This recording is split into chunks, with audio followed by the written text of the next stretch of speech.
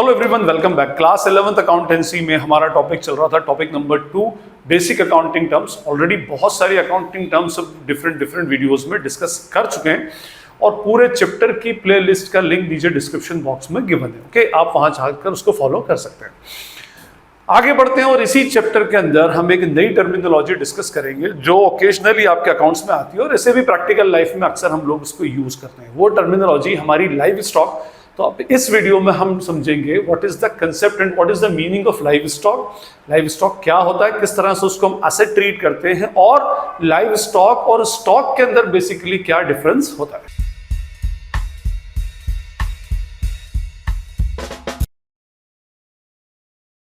ये जो टर्म है हमारी लाइव स्टॉक, तो लाइव स्टॉक की अगर हम वर्ड मीनिंग की बात कर रहे हैं तो ये होता है animals used in the business. Okay, वो एनिमल्स जो आप अपने बिजनेस में यूज करते हो।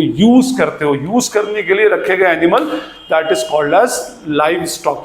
अब क्वेश्चन ये उठता है कि भाई हम बिजनेस में एनिमल्स को यूज करते कहां पर है ना। जैसे अगर आप बिजनेस क्लास फैमिली को बिलोंग करते हो या बिजनेस आपका है उसमें, तो आप देखेंगे कि आपके बिजनेस में यूजुअली कोई एनिमल्स यूज होते नहीं है। तो जनरल बिजनेस में एनिमल्स यूज नहीं होते, ओकेजनली किसी बिजनेस में एनिमल्स का यूज होता है। मैं बताता हूं आपको। जैसे फर्स्ट यूज तो क्या होगा कि भाई आपने कोई एनिमल्स को किसी स्पेसिफिक यूज के लिए बाय किया हो। जैसे कई जगहों पर गुड्स को डिलीवर करने के लिए, जैसे अगर हम किसी सिटी में हैं तो हम गुड्स को डिलीवर करने के लिए क्या यूज करते हैं, मोटर वैन का यूज करते हैं।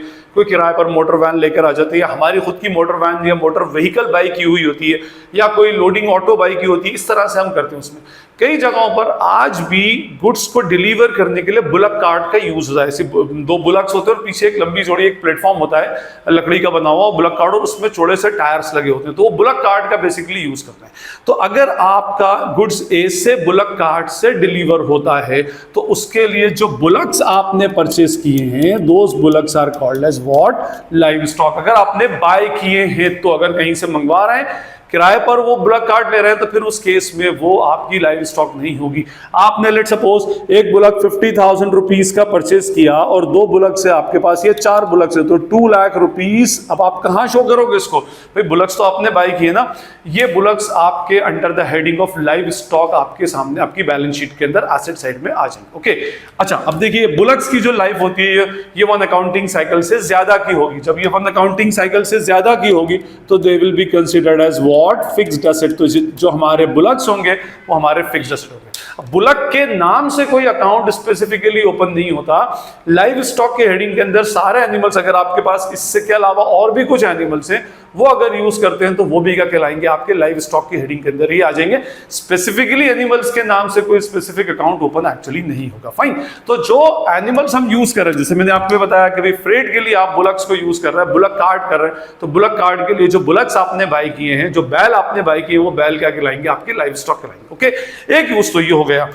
अच्छा, सेकेंड यूज क्या होता है, जैसे अगर मान लीजिए आपका कोई डेयरी फार्मिंग का काम है ना। डेयरी फार्मिंग का मीनिंग ये होता है कि आप क्या करते हो, मिल्क निकालते हो और मिल्क मार्केट के अंदर सेल करते हो। अब उस डेयरी फार्म के लिए जो आपने कैटल्स बाय किए, कैटल्स के अंदर क्या क्या होंगे, उसके अंदर काऊ होगी, उसके अलावा बफेलोज होंगी, ठीक है, और उसके अलावा आपकी गोट्स होंगी। तो ये सारे के सारे एनिमल्स जिनका मिल्क आप निकालते हो और फिर उसके बाद उसको मार्केट में सेल करते हो, तो ये एनिमल्स कहलाएंगे आपके लाइव स्टॉक। जैसे लेट सपोज आपके पास 10 काव हैं और एक काव की वैल्यू लेट सपोज 20,000 रुपया, तो 2 लाख रुपीस की आपकी काव्स हो गई। आपके पास 20 बफेलोज है और एक बफेलो की कीमत मान लो 30,000 है, तो ये हो गया 6 लाख रुपीस का। आपके पास 10 गोट्स है और एक की वैल्यू 20,000 रुपीज है, तो ये हो गया आपका मान लो 2 लाख रुपीस। तो आप 8 और 10 लाख रुपीस आप कहां शो करेंगे, अपने बिजनेस की बैलेंस शीट में under the heading of live stock. ये आपका लाइव स्टॉक कहलाएगा। इसका अलग अलग से कोई नाम नहीं आएगा, सबका कंबाइंड वैल्यू जो होगी वो लाइव स्टॉक। बट मैं फिर बोल रहा हूं कि उसके यूज के लिए होता है, क्योंकि आप वहां से मिल्क एक्सट्रैक्ट करते हैं इन एनिमल से और उस मिल्क को फिर जाकर के आप मार्केट में क्या करते हैं, सेल करते हैं। आपका बिजनेस मिल्क का है और उस मिल्क को प्रोड्यूस करने में ये एनिमल्स हेल्प करते हैं। ओके, इन एनिमल से वो एक्चुअली मिल्क क्या होता है, प्रोड्यूस होता है। Okay fine. अच्छा, एक कंसेप्ट और होता है, देखिए, जिससे मैं आपको बताता हूं कि भाई इसके अलावा अगर आपका डेयरी फार्मिंग छोड़ दें और आपका बिजनेस है लेट सपोज पोल्ट्री फार्मिंग का। ओके, अब इस पोल्ट्री फार्मिंग के अंदर हम बात करें जो आपके चिक्स होते हैं या चिकन्स होते हैं, तो वो चिकन जो होंगे वो आपका लाइव स्टॉक नहीं होगा। वो चिकन आपने रीसेल पर्पस के लिए रखा है, और रीसेल पर्पस के लिए रखा गया चिकन जो होगा that is called as stock. ये आपका क्या कहलाएगा? स्टॉक कहलाएगा। ये आपका लाइव स्टॉक एक्चुअली नहीं कहलाएगा। लाइव स्टॉक इसलिए नहीं बोलेंगे, क्यों? क्योंकि ये आपकी करंट एसेट है। देखिए यहां पर जो हम एनिमल्स को बाय कर रहे थे वो रीसेल के लिए बाय नहीं कर रहे थे, हमारे बिजनेस में यूज के लिए कर रहे थे। मैंने बोला ना animal use in the business, हमारे बिजनेस में यूज के लिए कर रहे थे, और उनका यूज जो था वो more than one accounting cycle था, more than one accounting year था। तभी हमने इनको कहां डाला? हमारी बैलेंस शीट में फिक्स्ड एसेट के अंदर डाला। यहां पर जो हम चिकन को प्रोड्यूस कर रहे हैं, जो छोटे से चिक्स डालते हैं, फिर उस पर एक कुछ 30-40 दिन की प्रोसेसिंग होती है, और उसके बाद उनको बड़ा करके मार्केट में सेल कर दिया जाता है।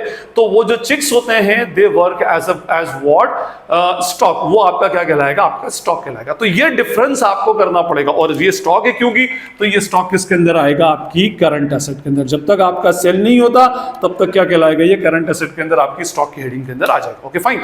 तो यहां पर आप इसको डिफरेंस समझे। ये लाइव स्टॉक आपकी फिक्स्ड एसेट है, मोर देन 1 ईयर के लिए यूज होती है, और उसके यूज से आप अपने बिजनेस को आगे बढ़ाते हैं। Just like what? Plant and machinery. जैसे आपकी प्लांट एंड मशीनरी है, प्लांट एंड मशीनरी में आपका गुड्स मैन्युफैक्चर होता है, और मैन्युफैक्चर होने के बाद आप गुड्स को सेल करते हैं। इन द सेम वे यहां पर आपका लाइव स्टॉक है, काऊ, बफेलो एंड गोट्स, और ये गोट्स से क्या करते हैं? आप गुड्स को मैन्युफैक्चर करते हैं, मींस मिल्क एक्सट्रैक्ट करते हैं, और वो फिर उसी मिल्क को आप क्या करते हैं? मार्केट में ले जाकर के सेल करते हैं। फाइन। तो ये आपका लाइव स्टॉक होगा और ये आपका स्टॉक होगा। अच्छा, ऐसे ही अगर मैं कहूं कि भाई एक गोट फार्म है, गोट फार्म के अंदर क्या किया जाता है? गोट को जिस तरह से पोल्ट्री फार्म के अंदर चिकन्स को छोटे से बड़ा किया जाता है और उसको मार्केट में सेल किया जाता है, इसी तरह से गोट फार्म के अंदर क्या किया जाता है? गोट्स को लेकर के उनको डेवलप करके और फिर मार्केट में सेल किया जाता है। तो जो गोट्स यहां पर इस केस में रीसेल पर्पस के लिए रखी गई है, फिर वो क्या बन जाएंगी? आपकी स्टॉक बन जाएगी। वो आपकी लाइव स्टॉक एक्चुअली नहीं होगी। लाइव स्टॉक आपको यूज समझना पड़ेगा उसके अंदर। अच्छा, अगर मान लें कि आपका ये गोट फार्म है या आपका एक पोल्ट्री फार्म है, इस पोल्ट्री फार्म या गोट फार्म की प्रोटेक्शन के लिए आपने क्या किया? कोई दूसरे एनिमल्स नहीं आए छोटे मोटे, तो उसके लिए आपने कोई अच्छी एक ब्रीड का डॉग रखा, और उसकी वैल्यू लेट सपोज 1 लाख रुपए। अब ये जो डॉग रखा गया है, जो आपने बाय करके रखा है, इसका पर्पस रीसेल नहीं है, इसका पर्पस है आपके बिजनेस में इसका यूज करना। आप उसको कैसे यूज करोगे? जो भी आपका स्टॉक है उस स्टॉक के प्रोटेक्शन के लिए आपने इसको रखा है। Now this dog will come under the heading of live stock. ये फिर से क्या बन जाएगा? आपका लाइव स्टॉक बन जाएगा। फाइन। तो हमारा जो लाइव स्टॉक का कंसेप्ट है, सिर्फ ये देखेंगे कि एनिमल हमारे बिजनेस में यूज होना चाहिए for the period of long term, 1 साल से ज्यादा पीरियड के लिए, तभी वो लाइव स्टॉक। नेचुरली कोई भी आप एनिमल बाय करते हो उससे कुछ एक्सट्रैक्शन के लिए या उससे कुछ यूज लेते हो, तो वो बेसिकली आपका लाइव स्टॉक कहलाएगा। लेकिन अगर आपने एनिमल का ही बिजनेस करते हो, उसी की रीसेलिंग करते हो, जस्ट लाइक पोल्ट्री फार्मिंग और ये आपकी गोट फार्मिंग, तो इस तरह से अगर कोई ऐसा फार्म हाउस है और उसी को रीसेल करते हो, तो that will be considered as stock but not the livestock. दोनों में ये बेसिकली डिफरेंस होता है। फाइन। तो आई होप आपको लाइव स्टॉक का कंसेप्ट समझ आ गया होगा, उससे स्टॉक का डिफरेंस समझ आ गया होगा। अच्छा, एक इसके अंदर एक टेक्निकल पॉइंट होता है, वो भी मैं आपको एक्सप्लेन कर देता हूं। भाई जैसे अगर कोई आपसे ये बोलता है कि सर लाइव स्टॉक को अगर आप फिक्स्ड एसेट मानते हो, तो maximum fixed asset are the depreciable assets. क्या होती है? ये सारी की सारी मैक्सिमम जो फिक्स्ड एसेट होती है वो कौन सी होती है? Those are the depreciable asset, means उनके ऊपर डेप्रिसिएशन लगता है। तो क्या लाइव स्टॉक पर डेप्रिसिएशन लगेगा? लेट सपोज हम मान लें कि हमने एक बफेलो परचेज की और उस बफेलो की वैल्यू है लेट सपोज 20,000 रुपीज। ओके, और इस बफेलो की एस्टिमेटेड लाइफ जो है, भाई आप देखा कि भाई इसकी लाइफ एक्सपेक्टेंसी जो है वो 10 इयर्स की है, तो 10 साल ये आपको काम देगी। उसके बाद मान लो अभी खरीदने से लेकर तो 10 साल तक ये आपको काम देगी, उसके बाद फिर ये किसी काम की नहीं रह जाएगी। Okay fine. तो अब इस केस में आप बोलेंगे कि सर जैसे हम डिप्रिसिएशन में फॉर्मूला अप्लाई करते हैं cost of asset upon estimated life, तो क्या इसमें भी करें ऐसा? तो हर साल कितना यूज हो रहा है? 2,000 रुपीज बफेलो की कॉस्ट का यूज हो रहा है, तो हम उसके ऊपर डिप्रिसिएशन लगा देते हैं। तो एक्चुअली ऐसा नहीं होगा। Livestock itself is a non depreciable asset. Livestock एक ऐसी एसेट है जिसके ऊपर डिप्रिसिएशन चार्ज नहीं हो सकता, याद रखिए। जैसे लैंड के ऊपर डिप्रिसिएशन चार्ज नहीं होता, in the same way live stock fixed asset जरूर है लेकिन उसके ऊपर डिप्रिसिएशन चार्ज नहीं होता। मींस ये डे 1 से 20,000 पे रिकॉर्ड की गई है, तो लास्ट डे तक क्या होगा? 20,000 रुपीज ही इसके अंदर रहेगा। अच्छा, अब इसके साथ ट्रीटमेंट क्या होता है इसके डिस्पोजल के, मैं आपको बताता हूं। देखिए होगा क्या कि आपने ये बफेलो बाय किया। अब इस बफेलो के साथ आप दो काम कर सकते हैं। क्या? पहला ये होगा कि भाई इसको in between the working life किसी को सेल कर दिया। मान लीजिए कोई अच्छा ग्राहक आ गया आपके पास और अब ये बफेलो आपको लगता है कि भाई इतने यूज की नहीं है, मुझे इसको मार्केट में दूसरे किसी को सेल कर देना चाहिए। उस बंदे ने आपसे ये बफेलो 20,000 रुपीज की आपसे बोला कि भाई मैं आपको 25,000 रुपीज दे दूंगा। अब आपको दिख रहा है कि ये बफेलो मेरी 20,000 की थी और 4 साल से मैं इसको यूज कर रहा हूँ और आज भी 25,000 रुपीज में बिक रही है, तो आप उसको बेच दो। आपको यहां पर 5,000 रुपीज का क्लियर कट प्रॉफिट हो जाएगा और इस प्रॉफिट को आप इजीली अपनी बुक्स ऑफ अकाउंट में लिख सकते हो। अगर उसकी जर्नल एंट्री बनानी तो cash account debit to livestock और to profit and loss account. इसका प्रॉफिट जो होगा ये प्रॉफिट एंड लॉस स्टेटमेंट के अंदर बेसिकली चला जाएगा। हाँ, अगर ये बफेलो 20,000 रुपीज की थी और 18,000 में सेल हुई या 15,000 में सेल हुई तो 2,000 रुपीज का क्या होगा, ये लॉस लिखा जाएगा। मींस कोई डेप्रिसिएशन नहीं। अदरवाइज जब तक ये आपके पास है तब तक बैलेंस शीट में लाइव स्टॉक के फॉर्म में फिक्स्ड एसेट की हेडिंग में 20,000 रुपीज के फॉर्म में शो करते रहेंगे। ओके, तो पहला ट्रीटमेंट ये कि उस लाइव स्टॉक को उसकी लाइफ के दौरान आप क्या कर दो, किसी दूसरी पार्टी को मार्केट में प्रॉफिट या लॉस पर सेल कर दो, ये होगा। दूसरा ट्रीटमेंट इसका ये हो सकता है कि भाई ये लाइव स्टॉक आपके पास था, बफेलो आपके पास थी, 10 साल हो गए और अब इसकी क्या हो गई, डेथ हो गई, है ना। अब इसकी डेथ हो गई। डेथ होने के बाद में इसके दो रास्ते हो सकते हैं। जो उसका कारकेस बचता है, जो उसकी डेड बॉडी है, उसको कोई लोग यूज में ले लेते हैं और आपको कुछ पैसा देकर चले जाते हैं और कभी ऐसा होता है कि वो नहीं भी बिकता।